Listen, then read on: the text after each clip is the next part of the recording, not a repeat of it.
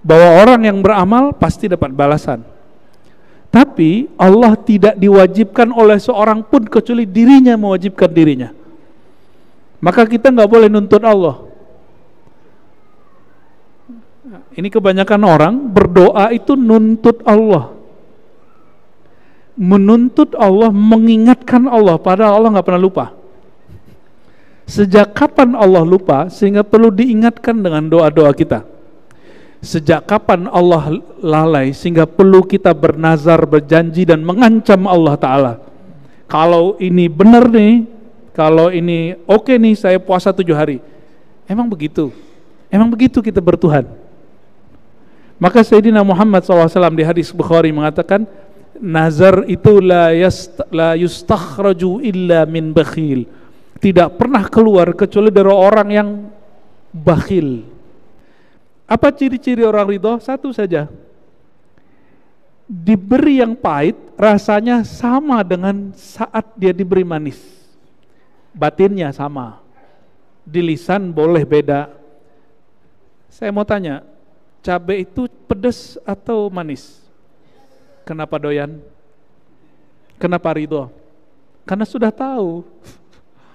Ya, sudah tahu. Maka takdir itu senikmat itu. Senikmat makan pakai cabai hijau. Allahumma shalli ala Muhammad.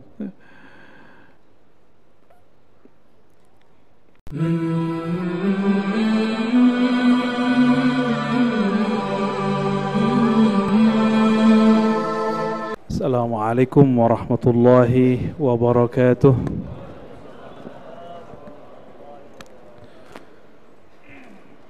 Alhamdulillahilladzi a'anana ala dzikrihi wa faddalana ala hubbihi wa khassana bi nubuwwati habibihi sallallahu alaihi wasallam. Asyhadu an la ilaha illallah wa asyhadu anna Muhammadan abduhu wa rasuluh. Allahumma salli wa sallim wa barik ala sayyidina Muhammad wa ala alihi wa ashabihi jama'in. Amma ba'du. Insyaallah kita akan mengkaji kitab Syu'abul Iman, cabang-cabang iman. Sekarang masih di cabang kelima, yaitu meridai takdir Allah Subhanahu wa ta'ala. Nah, sekarang kita masuk ke riwayat yang dia nukil, riwayat ke 192. Jadi kita loncat ke beberapa. Imam Al-Baihaqi, pengarang kitab ini, bukan orang sezaman dengan Rasulullah. Beliau ini wafat tahun 458, lahirnya 384 ya. Jadi bukan zaman salafus soleh, tapi sudah di awal khalaf ya. Tapi ilmu-ilmu ulama salaf beliau kumpulkan semua. Imam Al-Baihaqi sama dengan Bukhari, beliau mengkompilasi hadis, dikumpulkan hadis dan dijadikan kitab-kitab hadis yang kita kenal hari ini, Sunan Al-Baihaqi. Pernah dengar?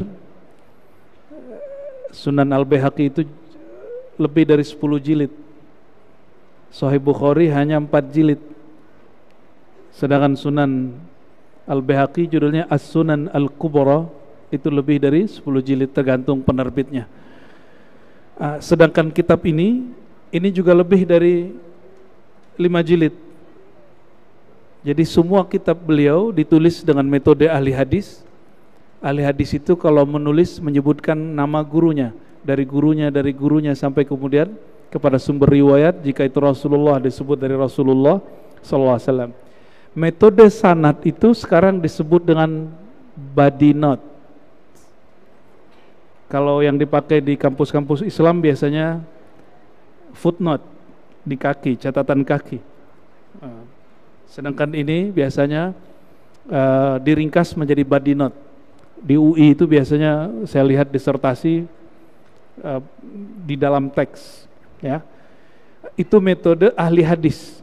Dan metode itu hanya dilakukan oleh ulama-ulama muslimin dan belum pernah dilakukan oleh agama manapun sebelumnya. Maka kita bersyukur menjadi umat Nabi Muhammad SAW. Sebelum masuk ke kitab ini, mari kita baca suratul Fatihah. Semoga Allah Ta'ala meridai kita semua. Al-Fatihah. Bismillahirrahmanirrahim. Ya orang mengdukalah waladhdallin.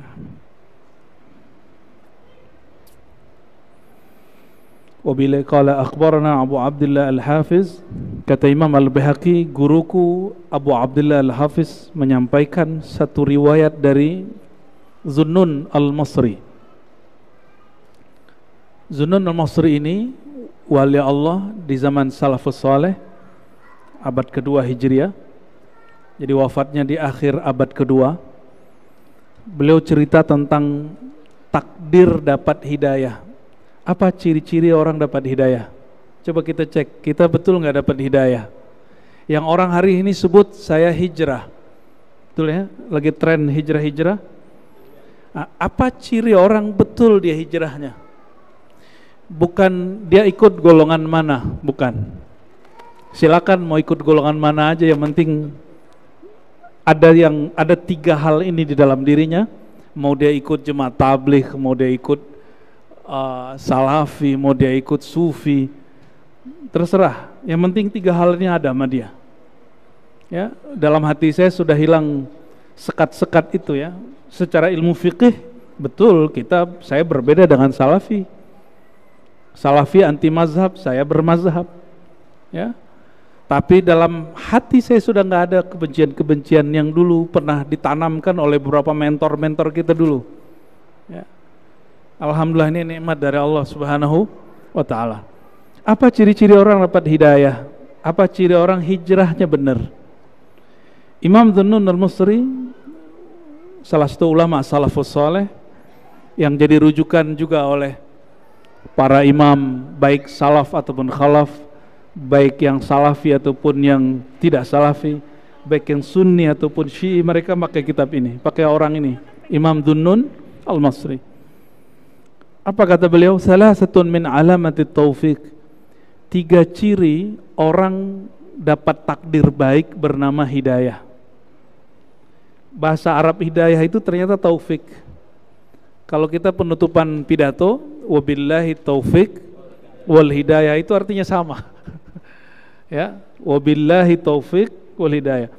Bedanya taufik itu secara bahasa waffaqa yuwaffiqu taufiqan, artinya kesesuaian batin kita dengan petunjuk Allah Subhanahu wa Ta'ala. Sedangkan hidayah itu petunjuk itu sendiri. Ya. Maka bagus sekali kalau ada orang namanya Taufik. Ya, ada namanya Taufik di sini. Enggak ada ya? Apa ciri-ciri orang dapat hidayah? Apa ciri orang hijrahnya benar? Pertama, coba ini dicatat. Diingat-ingat kalau enggak dicatat. Kalau bahasa Arabnya al-wuqu' fi amalil birri bil isti'dadin lahu. Mudah beramal meskipun tanpa mengkondisikan diri. Mudah tersentuh beramal. Mudah untuk mengerjakan yang baik-baik. Gak perlu dikondisikan, diajak, gak perlu dikasih pahala-pahala, gak perlu. Ini orang emang hatinya sudah pengen baik. Nah, ciri-ciri orang belum dapat hidayah gini, mana dalilnya? Ya. Mau bantu orang nanya dalil dulu. Kalau nanya dalil itu bab ibadah mahdhah. Tapi kalau mau bantu orang gak usah nanya dalil. Ya. Ini hati-hati ya. Oh, itu dia aliran apa itu? Manhaj dia apa itu? Nanya manhaj dulu. Emang kalau orang dapat musibah tanya dulu agamanya. Kita kalau ada orang tabrakan, jatuh, kecelakaan, kita nanya dulu gak agama kamu apa? Kalau dia Islam terus gue bantu gitu. Apa begitu? Enggak. Maka ada ungkapan dari guru kita Al-Habib Ali Al-Jufri. Beliau orang Yaman, tinggal sekarang di Mesir ya. Al-insaniyah qabla tadayyun. Sisi manusiawi itu lebih awal daripada sikap beragama. Bukan agama. Sikap beragama lain dengan agama. Kenapa? Sisi kemanusiaan itulah inti orang beragama. Jadi agama itu intinya insaniyah, humanisme. Jadi inti orang beragama, dia menjadi manusia seutuhnya. Bukan menjadi monster, bukan menjadi predator, bukan menjadi bomber, bukan. Dia menjadi manusia seutuhnya. Itu yang disebut walaqad khalaqnal insana. Sungguh kami ciptakan manusia. Inni khaliqun basyaran min tin. Sungguh aku ciptakan manusia dari tin. Lalu di tengah ayatnya disebutkan, setelah aku sempurnakan nafakhtu fihi min ruhi, aku hembuskan padanya rohku. Ya. Jadi inti agama itu orang jadi manusia, bukan jenis baju pakaian, enggak. Ya. Coba hari ini gampang beramal enggak? Apa gampang curiga sama orang? Ngasih 2.000 doang curiganya sampai mati. Wah, itu dia pengemis itu, kalau dia kita kasih jadi rumah gede itu di kampungnya itu ya. Ya. Ngasih cuma 2.000, Bu, ya alhamdulillah ngasih. Ini enggak ngasih tapi curiganya duluan. Itu ciri-ciri orang enggak dapat taufik. Ini kita bukan lagi sedang mempertahan, melestarikan ada pengemis di jalanan, tidak. Ini bab insaniyah, humanisme. Ya. Ciri kedua orang hijrahnya sahih. Dia dapat hidayahnya benar. As-salamatu minadz-dzanbi ma'al mail ilaih. Ini mesinnya Allah. Ada kecenderungan melakukan suka bermaksiat tapi selalu terhindar. Udah begitu belum? Itu gimana caranya? Ada caranya. Alaikum bil jamaah. Begitu kata baginda Nabi Muhammad SAW. Hendaklah kalian berjamaah. Jadi cara supaya kita enggak terjebak maksiat, padahal kita doyan maksiat, berjamaah. Itulah rahasia pembunuh 100 orang, yang ke-100 itu yang dia bunuh ulama. Apa kata si kiai yang ke-101? Kamu tinggalkan kampungmu. Karena untuk meninggalkan maksiat itu perlu komunitas yang baik. Jadi lingkungan itu paling oke. Jangan heran ya nanti akan banyak kemaksiatan dilakukan oleh orang yang zohirnya soleh. Kenapa? Dia memelihara, melestarikan komunitas buruk lamanya. Nauzubillah summa nauzubillah. Antum jangan heran nanti ustadz dai terjebak LGBT nanti. Jangan heran. Ini kabar buruk aja. Ya. Kita tidak benci ke pelakunya. Kita cuma kasihan ke pelakunya. Siapa yang pernah terjebak tidak usah merasa hina, cepat kembali. Ya. Faman taba kaman la zanbala. Orang yang tobat seperti tidak pernah melakukan itu. Itu pandangan Allah. Jadi Allah memandang orang tobat seperti dia tidak melakukan dosanya. Nah, tumbuhkan harapan itu. Gak usah kemudian membangun image di depan makhluk, bangun image di depan Allah Subhanahu wa ta'ala. Jadi selamat, mau maksiat terhindar. Kenapa? Orang ini sibuk berjamaah, pulang-pulang udah capek, nggak ada kesempatan maksiat. Maka tiap hari ngaji. Kami di Ribat hampir tiap hari ngaji. Pagi khusus untuk akhwat, malam itu pindah-pindah. Ribat ini, ribat itu, sehingga udah capek di situ, udah nggak sempat maksiat. Tetap ada gesekan sesama. Jadi minimal maksiat kita di dalam diri sudah selesai. Tinggal diperbaiki akhlak sesama kawan. Karena kemunafikan yang kita sembunyikan di dalam itu lebih bahaya kalau dipelihara. Ya. Maka orang Islam itu al-mu'min al-qawi itu nggak ada namanya malas-malasan di rumah. Dia pasti tiap hari nyari majelis. Kalau nggak kerja khidmat, dia cari majelis. Antum pasti jadi orang positif. Ya. Nanti lupa, lama-lama kecanduannya kepada maksiat hilang. Maka kalimatnya di sini, as-salamatu minadz-dzanbi ma'al mail ilaih. Kamu sudah addicted, sudah kecanduan maksiat, tapi Allah selamatkan. Itu maksudnya.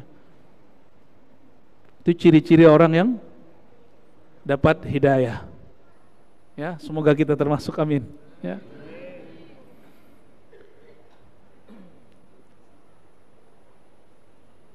Wastikhrajid du'a wal ibtihal. Mudah hati itu untuk melafazkan doa-doa yang positif. Ciri-ciri orang hijrahnya benar, dia nggak suka ngancem orang pakai doa. Dia suka membuka rahmat, pintu rahmat dengan doa. Sudah begitu belum? Gampang putus asa nggak? Celakalah aku, suka ngomong gitu nggak? Matilah aku, atau matilah kau, nah, sama juga itu. Celaka kau. Cuma karena beda faham pergerakan, kita neraka-nerakain orang. Coba, saya sedih sekali, cuma karena perbedaan ideologi. Di Indonesia ada NU Muhammadiyah, ya, ada apa lagi? Ya, yang resmi ya resmi, yang nggak resmi jangan disebut, apalagi udah dibubarin. Ya, NU Muhammadiyah, santri, kemudian perkotaan kan beda. Ada Ikhwanul Muslimin, ada Jemaat Tabligh, ada Salafi, ada Sufi. Perbedaan-perbedaan ini kalau kita lihat, jangan kemudian mengatakan oh orang itu terlaknat itu ya. Mubahalah aja gitu. Dikit-dikit mubahalah. Mubahalah itu bukan sesama muslim. Mubahalah itu kepada non-muslim yang mengaku dirinya bertuhan kepada Allah dan merasa dirinya benar, baru kita mubahalah. Maka kalau ada orang Islam ajak mubahalah, itu orang jahil. Orang jahil, berarti dalam diri dia ada merasa paling benar. Dan itu penyakit. Itu penyakit kibriyah namanya, kesombongan. Dan itu penyakit iblis. Hati-hati, enggak semua orang mubahalah itu soleh, ya. Karena Imam Salafus Saleh Zunnun Misri, apa kata beliau? Ciri-ciri orang-orang yang dapat hidayah, dia membuka pintu rahmat dengan doa, bukan ancaman, bukan menutup, ya. Berarti kalau dibalik, ciri-ciri orang nggak dapat hidayah apa? Kalau dibalik, sulit diajak berbuat baik, walaupun udah dikasih dalil. Apalagi yang kedua, kalau tadi doyan maksiat tapi nggak sempat maksiat gitu. Kalau ini apa? Maksiat doyan, selamat enggak selamat. Bahkan kepada maksiat yang dia nggak niatkan dia terjebak. Ciri-cirinya itu. Kebanyakan maksiat yang dilakukan itu adalah maksiat yang dibenci oleh orang yang sok merasa suci. Ini perhatikan, jangan pernah merasa sok suci terus melihat orang melakukan maksiat kita jijik dengan orangnya. Antum tunggu aja time-nya, karena apa yang kita lihat pasti kita tiru. Manusia itu peniru paling sempurna. Apa yang kita lihat pasti kita tiru walaupun kita benci. Jadi otak bilang nggak benar nih, tapi nafsu menikmatinya. Jujur aja, ya benar kan? Dan yang terakhir, ciri-ciri orang yang takdir buruk dia adalah tidak dapat hidayah apa? Sulit mendoakan kebaikan. Nah, doa itu jeritan hati paling dalam. Bukan bahasa Arab Allahumma Allahumma, itu lafaz doa. Doa itu hati menyeru Allah Subhanahu wa taala. Maka yang disebut doa itu jeritan hati. Orang yang suka menjerit positif kepada Allah, itu orang dapat hidayah. Oleh karenanya, memberantas kemungkaran paling basicnya adalah bil qalb, benar gak? Siapa yang gak sanggup merubah dengan tangannya, dengan lisannya, gak sanggup dengan qalbu. Apa maksudnya? Jangan benci pelakunya, benci saja perbuatannya. Itu yang disebut bil qalb. Ya, itu ciri-ciri orang dapat hidayah. Ya.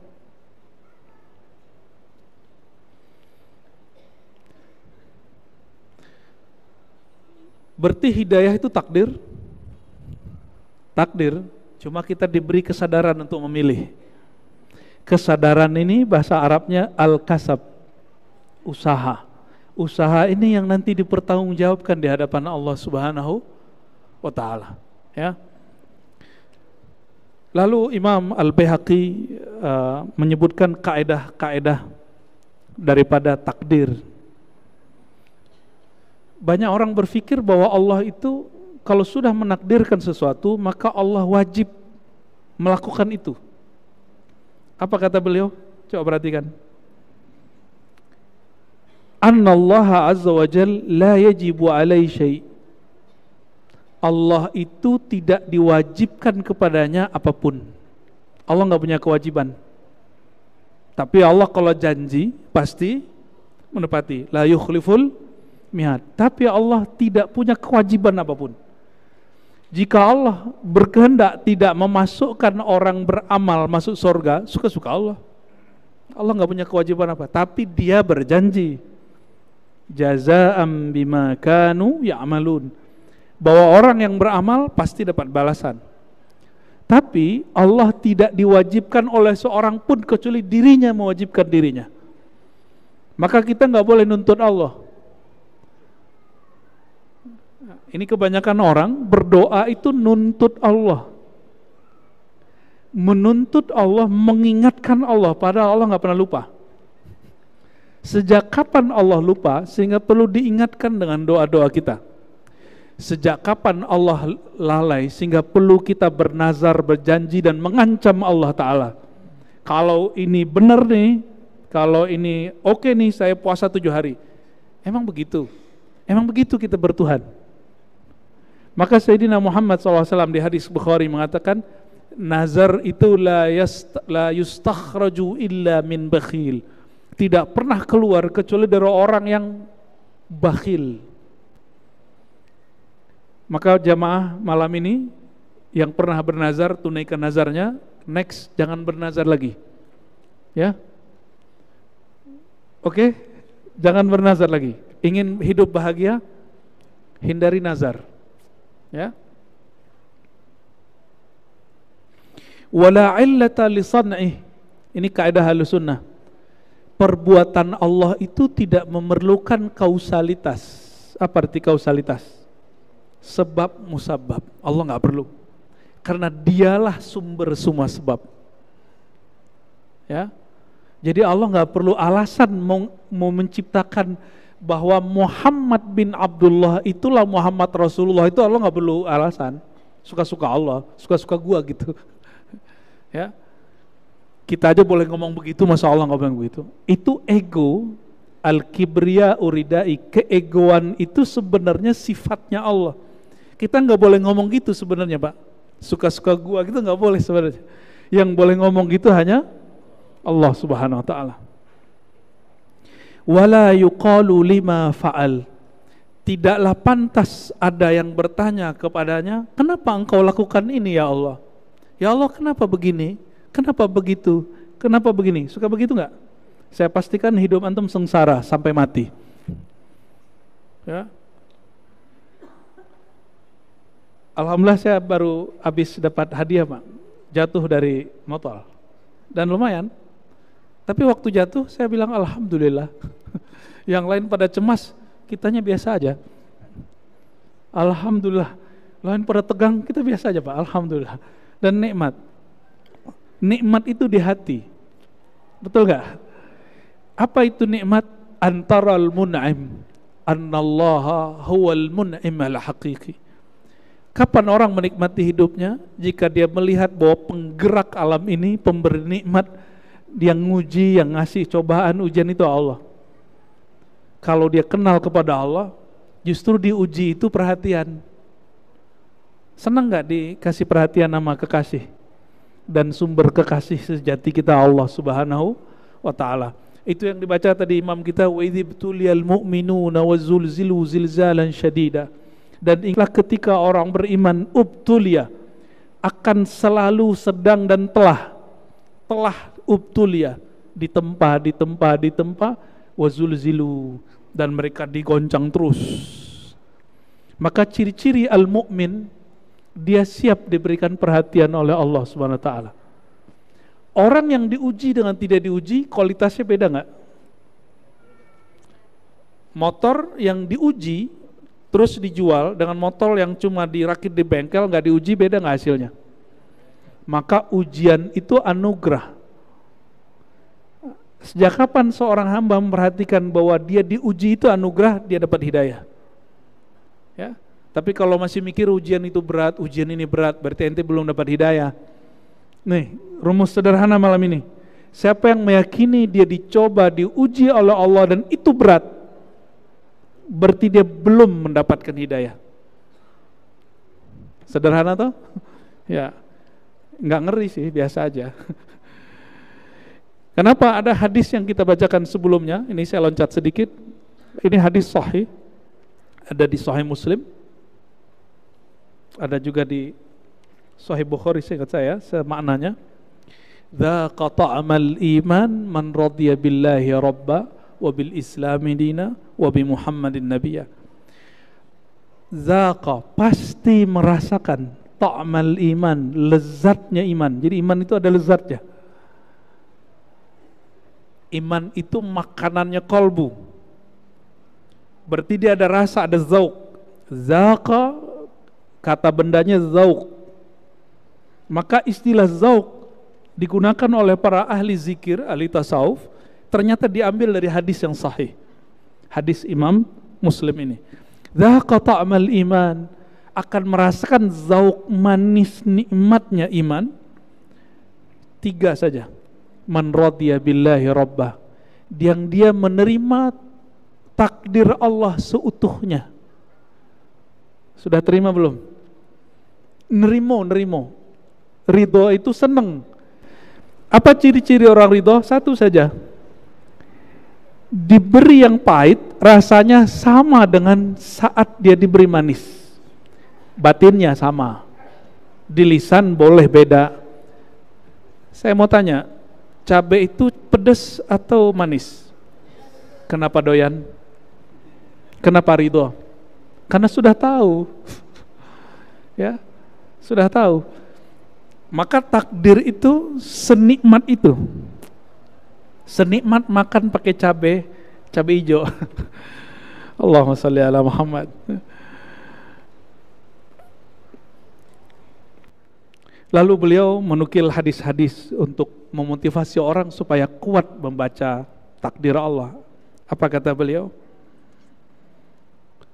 Dari Abu Hurairah, Nabi Muhammad SAW bersabda, Ala u'allimuk, maukah engkau aku ajarkan, ala kalimatin min tahtil arsh, dengan satu kalimat yang Allah terbitkan kalimat itu langsung di bawah arsy. Min kanzil jannah, ada di perbendaharaan tertinggi surga. Kalimatnya kita sudah dengar dari kecil. Ini kalimat oleh Imam Baihaqi mengatakan, ini supaya orang merasakan nikmat menjalani takdir. Kalimatnya yang kita gunakan menjawab hayya ala sholah. La haula wala, ternyata kalimat yang antum main-mainkan selama ini itu kalimat yang ditulis di bawah arsy, di atas surga, dan itu disebut aset surga tertinggi. La haula wala quwata illa billah. Rasulullah SAW apabila beliau naik ke surga tertinggi, maka itu yang dibacanya, la haula wala quwata illa billah. Ingin bersama Rasulullah? Ya, amalkanlah haula wala quwata illa billah, pagi 100, sore 100. Ya, disebut zikir hauqalah. Dan Allah suka dengan orang yang baca zikir hauqalah ini. Kenapa? Karena dia mengatakan, ya Allah, aku tidak ada daya, aku tidak ada upaya, tidak ada kekuatan kecuali dengan Engkau. Jadi Allah itu suka kita nol di hadapan dia. Dan Allah paling gak suka sama orang sok-sok tegar. Allah hanya senang sama orang tegar bersamanya, bukan tegar-tegar sendiri. Ya. Lalu kalau ada orang membaca ini, apa kata Allah Ta'ala? Aslama abdi wastaslama, hambaku telah Islam wastaslama, dan telah menyerahkan dirinya kepadaku. Itu cintanya hamba diterima. Sayyidina Bilal karena sholat 2 rakaat habis wudu, itu kakinya kedengeran di surga. Maka orang-orang yang membaca ini pagi sore penuh penghayatan, insya Allah bayang-bayang dia sudah sampai di surga. Ya, insya Allah. Ya. Bagian terakhir yang mau saya sampaikan, kebanyakan kita kalau kejadian sesuatu sering ngomong gini, seandainya. Mungkin sudah pernah dengar hadisnya, tapi sekarang kita baca hadisnya dari sumbernya langsung ya. Ini ada di Sahih Muslim, ada juga di riwayat yang lain dan juga di Al-Baihaqi. Apa kata Nabi Muhammad SAW? Al-mu'min al-qawi khairun wa ahabbu ilallah minal mu'min ad-dhaif. Mukmin yang kuat, yang tegar, lebih baik dan lebih dicintai Allah daripada mukmin yang lemah. Berarti ada mukmin yang lemah. Iman itu di kolbu atau di badan? Berarti persoalan kuat di sini kuat kolbunya atau kuat badannya? Kalau orang kuat kolbunya, pasti badannya dia jaga. Ya. Kalau orang cuma kuat badannya, belum tentu kuat kolbunya. Banyak yang tubuhnya kekar, tahu-tahu melehoi. Ya. Jangan hanya melatih fisik, latih juga kolbu kita. Wa fi kullin khairun. Bagi seorang mukmin, ini kaidah Nabi yang berkalab, wa fi kullin khairun. Dalam segala hal itu ada kebaikannya. Benar gak? Kita dapat musibah nih kata orang, tapi kita menemukan satu hikmah. Itu kebaikan. Ihris ala ma yanfa'uk. Hendaklah kamu suka menggapai sesuatu yang bermanfaat bagimu. Apa yang bermanfaat bagi kita? An-nafi' lil insan ma yuqaribuhu ilallah. Ma yuqarribuhu ilallah. Yang bermanfaat bagi manusia, sesuatu yang mendekatkan dia kepada Allah Subhanahu wa taala. Wasta'in billah wa la ta'jaz. Jangan melempem, jangan melemah. Wasta'in billah, kalau ada urusan kita jatuh bangun minta tolongnya kepada Allah. Wala ta'jiz, jangan mundur di tengah jalan. Maka teman-teman di majelis saya ajak ke gunung. Nanti kelihatan mana yang mundur di tengah jalan, mana yang terus. Aki-aki kita ajak naik gunung. Alhamdulillah ada yang mundur, ada yang maju. Ya, sekarang mundur, besok nggak boleh mundur gitu. Itu pembentukan karakter. Orang, waduh, ngeliat gunung naik, pegel sakit, terus dia kemudian mikir, yaudah saya balik. Itu nanti jadi karakter. Dia harus naik gunung lagi dan dia tembus itu. Dia harus tembus. Ya, nggak boleh melempem. Karena dalam satu kaidah, walaupun ini kaidah fikih, tapi ini bisa dimasukkan kepada kaidah akhlak. Al-aslu fin nahyi lit tahrim. Pada dasarnya larangan itu haram. Apa kata Nabi SAW? Wala ta'jiz, jangan mundur di tengah jalan, jangan merasa lemah di tengah jalan. Wa in asabaka syarrun fala taqul law anni fa'altu kaza. Ini adab.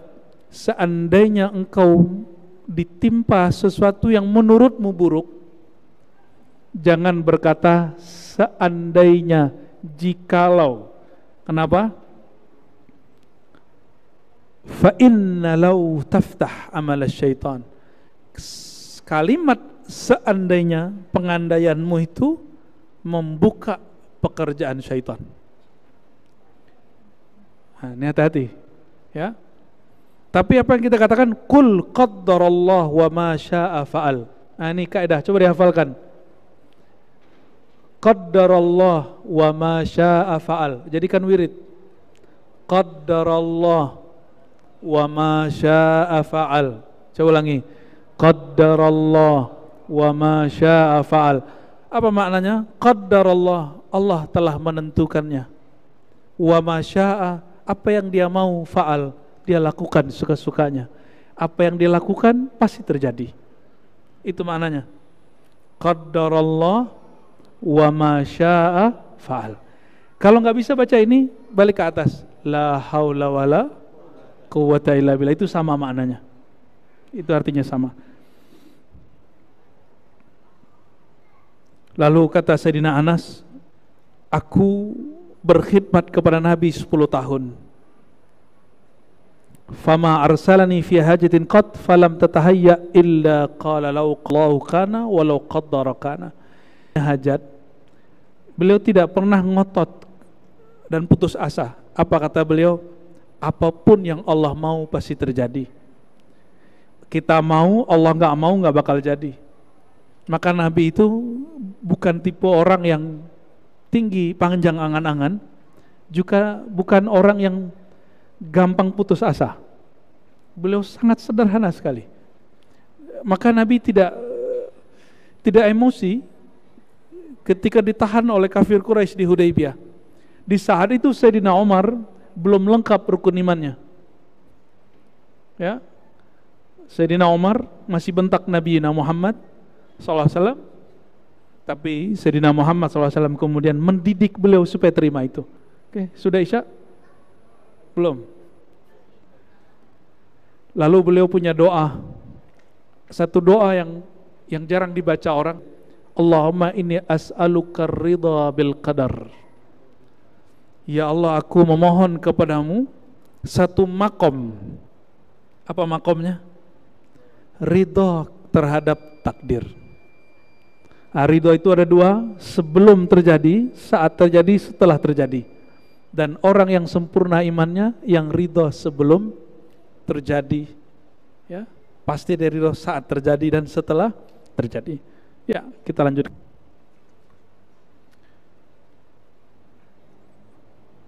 Dari Sayyidina Abdullah bin Mas'ud, beliau mengatakan, jika engkau ingin menjadi ahli ibadah, yang paling banyak ibadah wajibkan bagimu.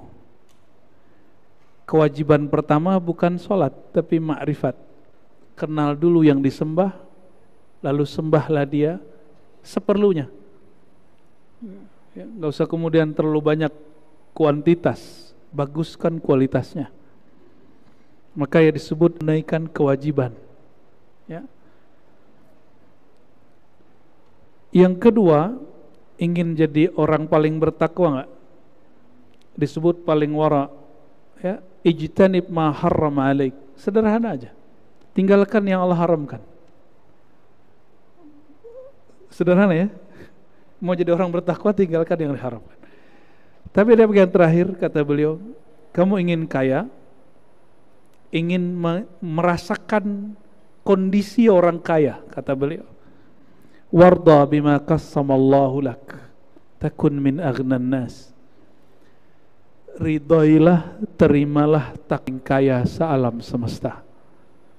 Jadi stylenya orang kaya itu bukan baju, bukan jam, apalagi ya kasyaf gitu ya, enggak disuruh.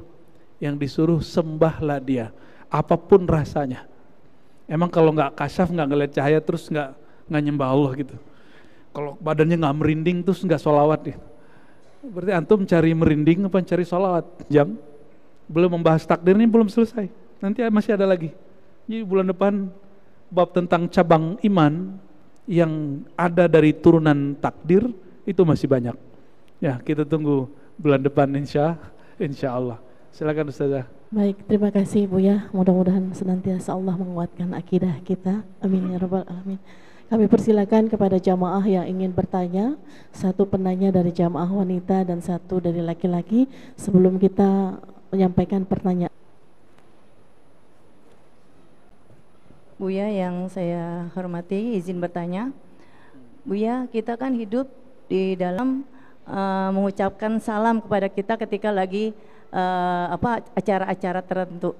Nah, kita sebagai umat Islam, apakah wajib menjawab salam dari orang non-muslim atau ada adab yang lain, Buya? Terima kasih, Buya.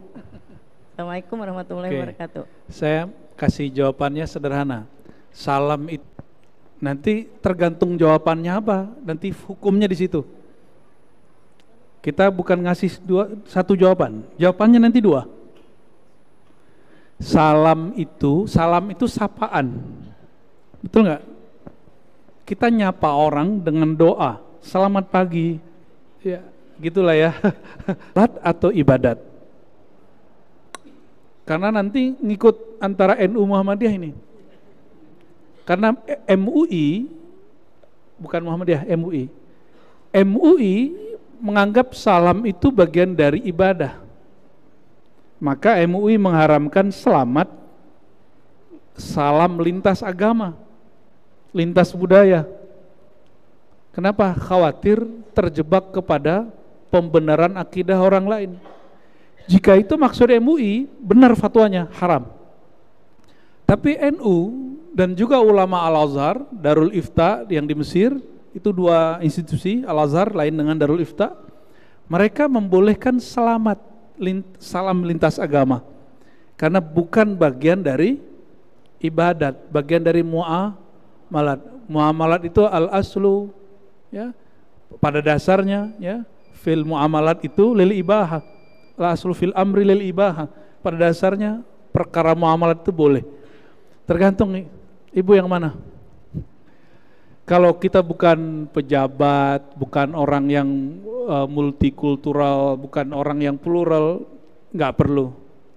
Ya, makanya saya walaupun tidak mengharamkan bab itu, tapi saya tidak melakukannya, karena saya nggak memerlukannya. Kita bukan direktur apa, bukan menteri mana juga. Tapi kalau mereka pejabat-pejabat publik, itu sudah dicontohkan oleh ulama-ulama Al-Azhar dan mereka melakukan itu. Gereja Koptik sekedar mengucapkan selamat hari raya Nabi kita, Nabi Isa, nggak bilang selamat hari lahir Tuhan, bukan. Dan itu tidak mungkin dilakukan oleh ulama-ulama besar itu, ya. Tapi saya nggak pernah menyampaikannya, hanya ingin jamaah mengerti kenapa fatwa itu berbeda, karena cara pandangnya beda. Dan ini wajib dibuka sekarang supaya umat tidak lagi bingung kenapa institusi-institusi keagamaan ini berbeda pandangan. Supaya kita kemudian paham, oh MUI babnya ini, NU babnya ini, Al-Azhar babnya ini. Saudi babnya bab akidah. Mereka mengharamkan selamat Natal, salam lintas agama. Apalagi yang kemarin itu, ya. Itu yang jadi rujukan fatwa MUI. Fatwa-fatwa ulama tentang selamat Natal, ya. Karena nanti tidak ada pertanyaan, sekarang aja yang saya sampaikan, ya. Mungkin ada yang hadir sempat bingung. Bapak Ibu yang bukan Allah, jamaah yang dicintai Allah, saya ini bukan mufti, ya. Saya cuma menukil fatwa bahwa dalam masalah selamat Natal ulama kita berbeda pendapat. Karena Bapak Ibu ini kebanyakan literaturnya Indonesia, taunya cuma ulama Indonesia, dikira mayoritas Indonesia itu mayoritas dunia, gitu. Saya cuma nukil fatwa dan saya menjelaskan perbedaan masing-masing fatwa. Itu tugas saya, menjelaskan. Tugas kami mencerdaskan umat, bukan membodohi umat dengan satu jalur pemikiran. Kenapa fatwa muncul begini? Kita jelaskan kronologinya, dalil-dalilnya, asbab-asbabnya, hujah-hujah mereka. Kenapa ada dalil yang begini, yang berbeda dengan yang pertama? Kita sebutkan, oh ini alasannya. Persoalan yang sama karena dipandang dengan cara yang berbeda, hasil fatwanya berbeda. Ini contoh kasus. Membakar tulisan yang ada la ilaha illallahnya, itu gimana Pak? Haram nggak? Haram apa boleh? Langsung bilang boleh. Yang lain bilang haram Pak. Haram kan? Penghinaan nggak? Penghinaan nggak? Wah, itu kan beda pendapat kan? Maka orang yang bakar ini harus ditanya, kamu bakar kalimah la ilaha illallah untuk menghinanya, atau kamu membakarnya untuk menghormatinya? Guru saya baru wafat, setiap bulan apa gitu ya, selesai khataman Quran, itu beliau membakar Quran. Guru Quran Pak, punya sanad ke Rasulullah. Saya tanya, Abu Ya, kenapa bakar? Itu kan tulisan ada nama Allah, supaya kamu nggak injak-injak gitu. Supaya orang nggak jadiin itu untuk bungkusan nasi uduk, ya, biar nggak dibuang di tong sampah. Mana mending dibakar. Allah nggak tersakiti Pak, kita ngerusak itu. Kita injak-injak nama Allah, Allah nggak sakit hati. Yang sakit hati kekasih Allah, gitu. Sama nih, ini kasus. Nah, jadi satu persoalan bisa dua fatwa. Jika niatnya menghina, kafir. Jika niatnya memuliakan, sama amalnya tapi niatnya beda. Dalam kasus ini kasus berbeda, cara pandang juga berbeda. Sebelum berfatwa, ada satu amal namanya tasawur. Definisikan dulu apa yang mau difatwakan. Keberhasilan dalam mendefinisikan itu menentukan kevalidan fatwa. Saya bilang hotdog haram nggak? Apa arti hotdog secara harfiah? Anjing hot. Anjing boleh nggak Pak? Guru saya ada yang nggak mau makan bakso karena dia dengar dari temannya orang Cina bakso itu dari daging babi. Lah itu bakso di Cina atau bakso di Pikal ya. Bakso di kita, di Sunda, di Jawa, di Betawi beda. Namanya sama. Namanya hotdog. Tapi itu cuma nama. Saya kasih kasus lain Mbak. Nasi goreng setan. Itu haram nggak? Tunggu dulu, jangan bilang juga halal. Bahannya apa? Kalau bahannya halal, maka dia tidak haram, dia halal. Cuma namanya makruh gitu. Namanya makruh. Nama ketoprak setan, nasi goreng setan. Jadi ternyata kalau orang kepedesan setan gitu. Definisi itu penting. Jika ini masuk hotdog itu anjing hot, haram. Tapi yang dimaksud bukan itu. Maka definisinya harus jelas. Orang mengucapkan selamat Natal, ini definisinya apa? Dan saya menjelaskan dalam kajian-kajian yang lama itu kajian lama, bukan pengajian terbaru. Fatwa antara ulama Saudi, nggak usah Indonesia dulu. Saudi sama Mesir udah beda.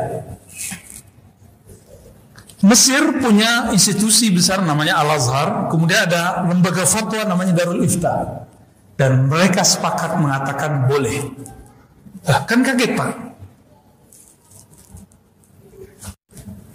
Liberal nggak tuh? Liberal nggak? Itu tempat kuliahnya ustadz-ustadz kita di Indonesia loh, yang LC, MA. Jadi kalau ada ustadz-ustadz ini bilang yang mengucapkan selamat Natal itu boleh, liberal, sesat, itu sama aja dia menyesatkan guru-guru dia. Tunggu dulu, tanya dulu definisi ente apa. Berani nggak anak murid durhaka nggak yang mengkafirkan gurunya, yang menganggap sesat gurunya? Durhaka itu, dan jangan sampai itu terjadi, nggak mungkin. Saya yakin yang LCMA yang benar-benar berguru ke ulama yang ada di Darul Ifta di Al-Azhar nggak akan ngomong begitu kalau dia punya adab, nggak bakal. Paling dia cuma mengatakan kami berbeda dengan guru kami, itu boleh. Itu Saudi punya fatwa haram selamat Natal, benar nggak? Kita jangan terkecoh oleh halal, boleh tidak boleh itu. Boleh liberal, tidak boleh lurus. Gak begitu cara memahami fatwa. Ente pakai otak, afala taqilun. Ya, jangan pakai emosi. Paham? Kita buka fatwanya. Ternyata ada perbedaan definisi.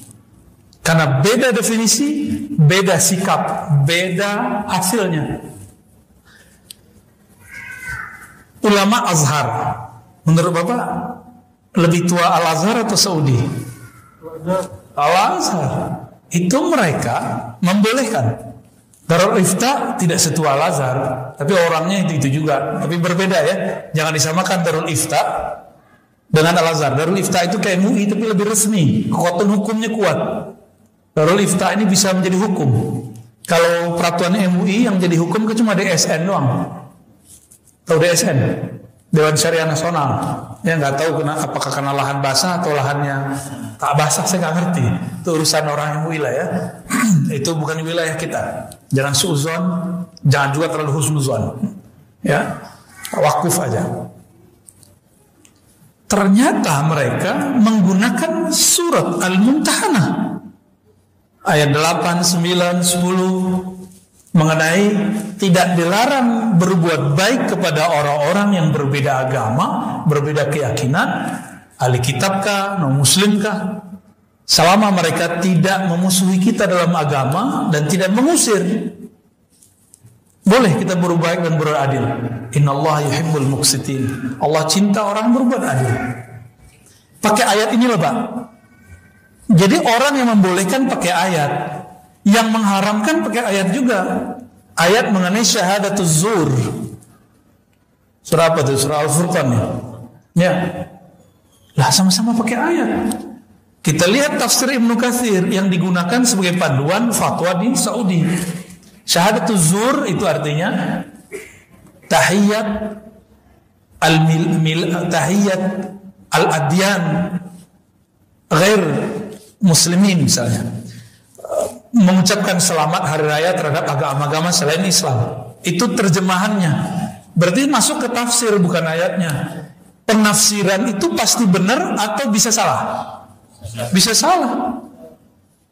Orang-orang Al-Azhar dan Darul Ifta menyadari itu. Akhirnya mereka sepakat untuk tidak sepakat. Ya. Nah, MUI Indonesia itu dulu wakil komisi fatwanya guru saya, Syekhuna Ali Mustafa Ya'qub. Dan saya termasuk yang ikut ngetik dulu fatwa beliau itu. Beliau jadiin buku mengenai perdebatan beliau mengkritisi guru kita juga, Al-Habib Quraisy Shihab. Habib itu Pak, ya, nggak boleh beda-bedain Habib.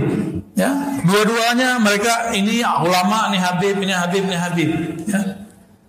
Al-Habib Quraisy Shihab, beliau kena S1, S2, S3 tafsir di Al-Azhar, sangat mengerti perbedaan tafsir. Dan beliau cenderung kepada fatwa guru-gurunya di Al-Azhar bahwa itu boleh. Alasannya ini bukan persoalan tauhid, ini persoalan muamalat. Mereka sangat mengerti mana wilayah tauhid, mana wilayah muamalat. Tapi guru saya yang saya talaki hadis kepada beliau, Allahyarham Syekhuna Ali Mustafa Ya'qub, itu cenderung kepada guru-guru beliau yang di Saudi. Karena beliau memandang ini persoalan akidah, maka haram mengucapkan selamat Natal. Saya termasuk dulu yang mengkritisi Al-Habib Quraisy Shihab dan bertahun-tahun, tapi saya belum pernah baca fatwa beliau. Lalu kemudian setelah Allahyarham Syekhuna Ali Mustafa Ya'qub wafat 2016, saya mulailah coba baca. Ternyata ada kronologis. Lalu kita rujuk bandingkan fatwa Lajnah Al-Ifta di Saudi, Darul Ifta di Mesir. Ternyata rujukan fatwa orang guru kita berdua ini beda. Mereka sama-sama merujuk kepada guru-gurunya di Timur Tengah dengan cara yang berbeda.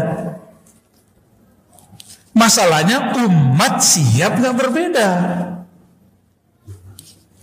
Saya nggak ada urusan Pak. Saya nggak takut dengan mayoritas dan saya juga nggak pengen menjadi orang yang membela minoritas tanpa sebab. Saya ya saya gitu. Saya orang yang merdeka, nggak terikat dengan fatwa-fatwa. Kalau saya lihat ini rasional, hujahnya kuat, maka saya bela. Jika ini sama-sama kuat, kita jelaskan dua-duanya. Dan di penjelasan saya sebelum-sebelumnya, selamat Natal itu antara yang membolehkan tidak membolehkan, saya cuma menjelaskan dan memberikan opsi. Ini bukan masalah ulama lurus dan tidak lurus, ya. Janganlah antum ini berguru ini kok ngikutin nafsu sendiri. Beda dengan nafsu kita serang. Murid kazib namanya itu, ya. Giliran cocok, diposting-posting, dipotong-potong videonya, diambil yang menguntungkan. Giliran nggak cocok, dihardik-hardik. Ya, makanya nggak sukses-sukses ngajinya. Karena berguru sesuai nafsu sendiri, antum aja jadi kiainya, ya. Ente aja jadi muftinya. Posting aja video sendiri kan, ngapain pusing-pusing orang, ya kan? Tapi ya begitulah, ini zaman seperti itu. Zaman seperti itu. Saya tidak ingin umat itu cuma satu model pemikiran. Mereka harus paham perbedaan itu sebenarnya apa.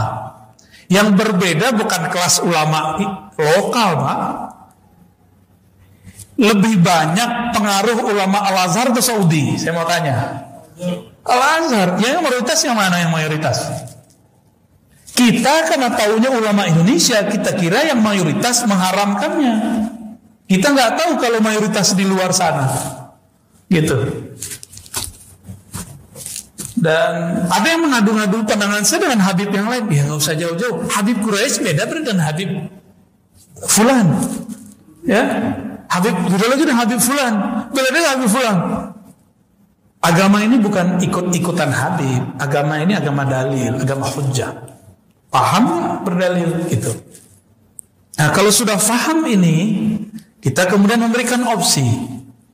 Kalau bapak bukan seorang pejabat, bukan seorang direktur, bukan seorang pimpinan institusi, maka fatwa MUI atau fatwa Saudi sepertinya lebih relevan.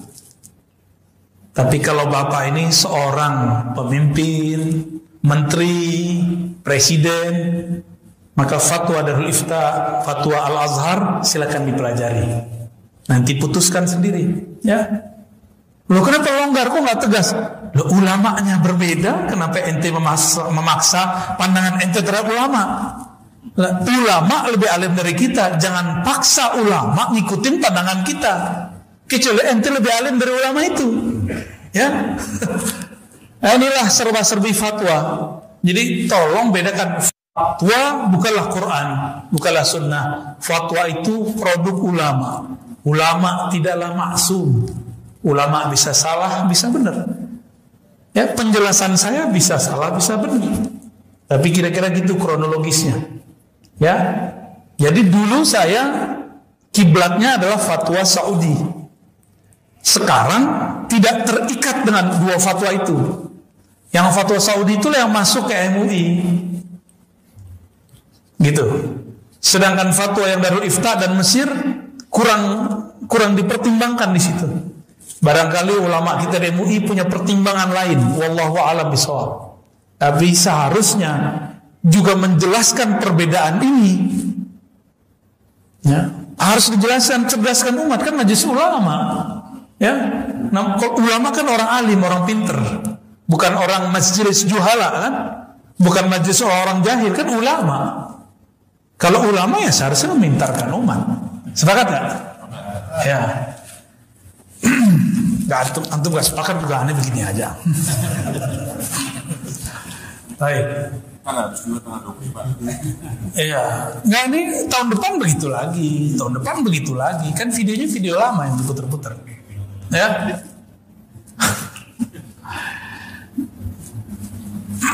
Jadi kesimpulannya apa? Jika fatwa ini kronologisnya adalah bab tauhid, maka selamat Natal haram. Jika kronologisnya, background pemikirannya adalah bab muamalat, tidak bersinggungan dengan bab tauhid, selamat Natal itu tidak haram, karena inilah pandangan ulama Darul Ifta dan Al-Azhar. Saya boleh menantang, ya. Jadi kan ada yang mempersoalkan ini. Lah guru ente di Al-Azhar, guru ente di Darul Ifta bilang boleh. Terus ente merasa yang mengatakan boleh itu liberal, yang mengatakan boleh itu sesat. Soal adab ente sama guru. Ya. Jelaskan dulu, jika selamat Natalnya berdasarkan tauhid, maka orang ini bermasalah akidahnya. Berarti sama dengan mengatakan selamat Isa anak Tuhan. Gitu. Bahaya kan? Itu bahayanya. Mulai paham ya? Semoga tidak tambah bingung, tapi tambah cerdas. Orang cerdas itu yang paling mengerti perbedaan. Orang jahil itu yang maunya benar sendiri. Slogannya pokoknya, kalau udah begitu dah, fa'arid anil jahilin, berpalinglah dari orang yang jahil. Saya husnuzon yang hadir mengerti apa yang saya sampaikan, ya. Aminnya kenceng amat.